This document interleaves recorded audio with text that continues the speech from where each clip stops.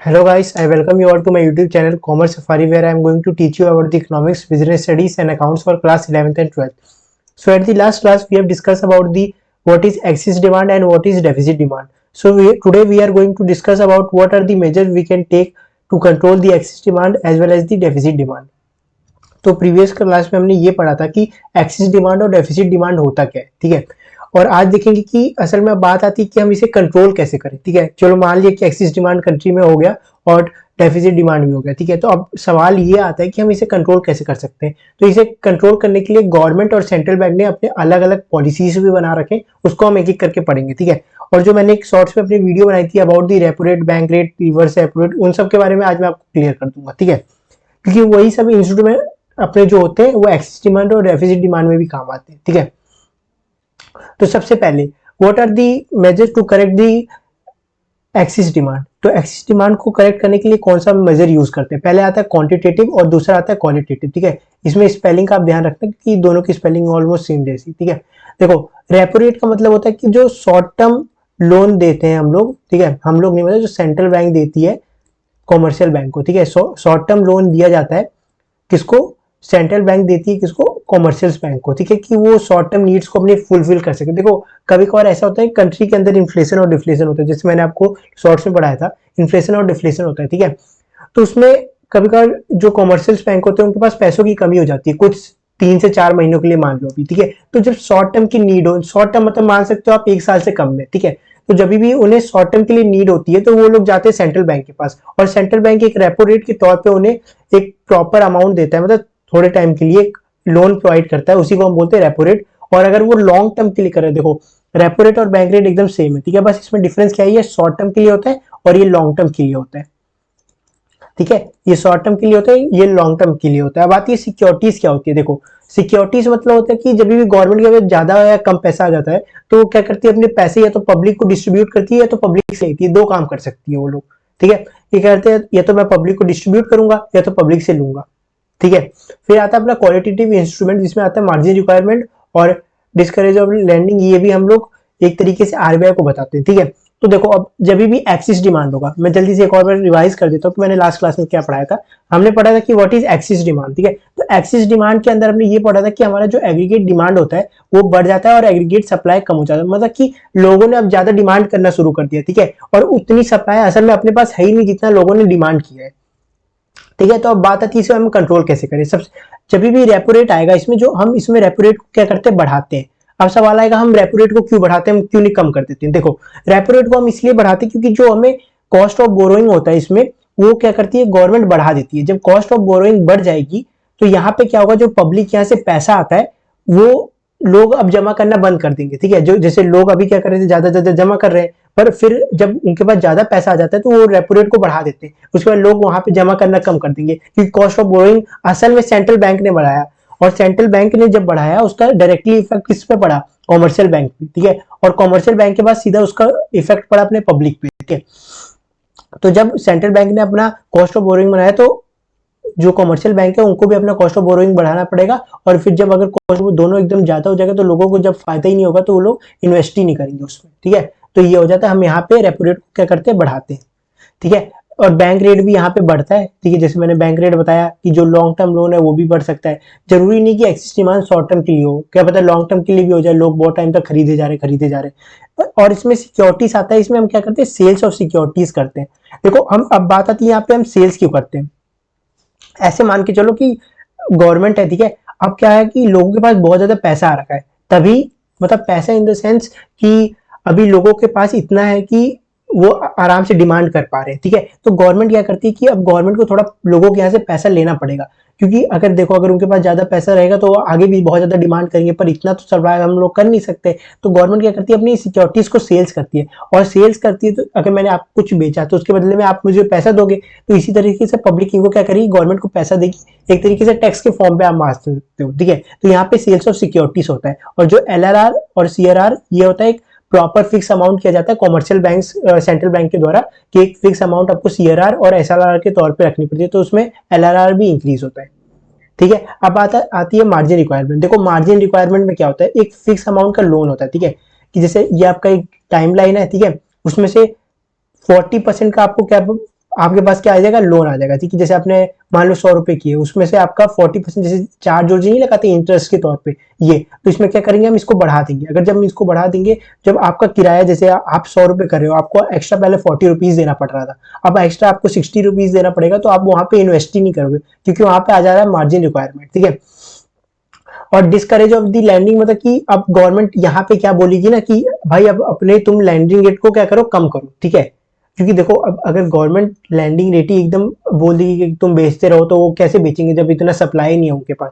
ठीक है, तो होपफुली आपको ये वाला टॉपिक क्लियर हो गया होगा। ठीक है, फिर आता है अपना फिजिकल पॉलिसी। ठीक है, फिजिकल पॉलिसी के अंदर दो चीजें आती है, एक होती है गवर्नमेंट स्पेंडिंग्स। ठीक है, एक आता है गवर्नमेंट स्पेंडिंग्स। देखो दोनों का एकदम सेम है। ठीक है, डेफिसिट डिमांड का भी एकदम सेम रहेगा, और जो अपना एक्सिस डिमांड का है उनका भी एकदम सेम रहेगा। ठीक है, फिर आता है गवर्नमेंट स्पेंडिंग और आता है एक टैक्सेस। ठीक है, तो अब गवर्नमेंट इस एक्सिस डिमांड में फिजिकल पॉलिसी में क्या चेंजेस करेगी, जो अपनी गवर्नमेंट स्पेंडिंग्स होगी उसको डिक्रीज कर देगी कि भाई तुम ज्यादा, अब हम भाई ज्यादा लोगों को नहीं दे सकते, तो उनके यहाँ से वो लोग को क्या करेगी, पैसा लेना शुरू कर देगी और थोड़े थोड़े रेट बढ़ा देगी एट पॉसिबल प्राइस। देखो मान लो, जैसे अब इसका एग्जाम्पल देता हूँ, 1 केजी चीनी मान लो क्या 40 की है। ठीक है, फिर जब ज्यादा डिमांड लोग करने लग गए, तो वो ये वही 1 केजी चीनी अब वो 45 की देंगे, तो लोग थोड़ा बहुत तो कम डिमांड करना शुरू करेंगे ना, कि भाई अब 40 की थी अब 45 की होगी, तो थोड़ा सा तो कम डिमांड करेंगे ना उसकी। ये होता है देखो। और यहाँ पे मैंने एक चीज आपको पढ़ाई थी टैक्सेस में, कि एक्सिस डिमांड का होने का रीजन क्या होता है, टैक्स में क्या हो जाना, डिक्रीज हो जाना। तो गवर्नमेंट यहाँ क्या कर सकती है कि इंक्रीज कर सकती है अपने टैक्स को। अगर वो टैक्स को इंक्रीज कर देगी, तो लोग क्या करेंगे, भाई अब लोगों को ज्यादा टैक्स देना पड़ेगा, और जब लोगों को ज्यादा टैक्स देना पड़ेगा तो उनके यहाँ से एक्स्ट्रा पैसा भी जाएगा। जैसे मान लो कैसे, अभी आपका जैसे हाउस रेंट का टैक्स आ रहा था 10%। ठीक है, फिर गवर्नमेंट ने उसको 15% बढ़ा के कर दिया, तो आप जो ये 5% का डिफरेंस आ गया, इसी को तो आप थोड़ा सेव करने की अब सोचोगे ना। अब जब सेव करोगे तो आपके यहाँ से ऑटोमेटिकली पैसा कम होगा और आपका डिमांड भी कम हो जाएगा। ठीक है, तो ये होता है कि एक्सिस डिमांड को हम कैसे मेजर कर सकते हैं। फिर सिमिलरली इसी में एक और केस आता है, how to correct the deficit demand. देखो डेफिसिट डिमांड में जो रेपो रेट, बैंक रेट सब मैंने आपको पढ़ा दी, तो इसमें सिंपली ये याद रखो कि जो रेपो रेट होता है हम कम करते हैं। इसमें हम कम क्यों कर रहे हैं, क्योंकि कॉस्ट ऑफ बोरोइंग भी इसके बाद कम हो जाएगी। अब कॉस्ट ऑफ बोरोइंग कम हो जाएगी, अब क्या है कि लोगों के पास ना पैसा कम है। ठीक है, अब वो डिमांड कम कर रहे हैं पर सप्लाई बहुत ज्यादा है। जैसे मान लो कि सप्लाई तो 100 यूनिट की हो रही है, ठीक है, पर लोग सिर्फ 60 यूनिट की कर रहे हैं, और बीच में 40 यूनिट है। ये गवर्नमेंट को क्या हो रहा है, इसका नुकसान हो रहा है।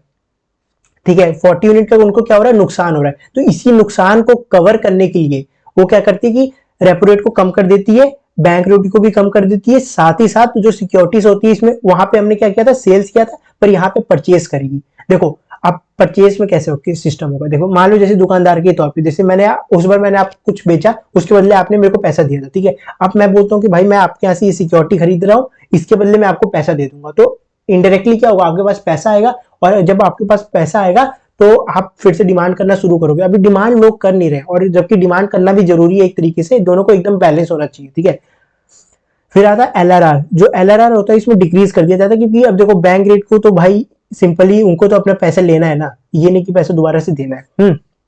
मार्जिन रिक्वायरमेंट में भी अब डिक्रीज होगा। जैसे मैंने वहां टाइमलाइन बताया था कि मान लो आपको 60% अब देना पड़ रहा था, ठीक है, पहले 40 था, अब इसी को क्या कर देंगे 20 कर देंगे, तो लोग और ज्यादा क्या करने लगेंगे, अब इसमें इन्वेस्ट करेंगे और इसकी डिमांड रेट बढ़ाएंगे।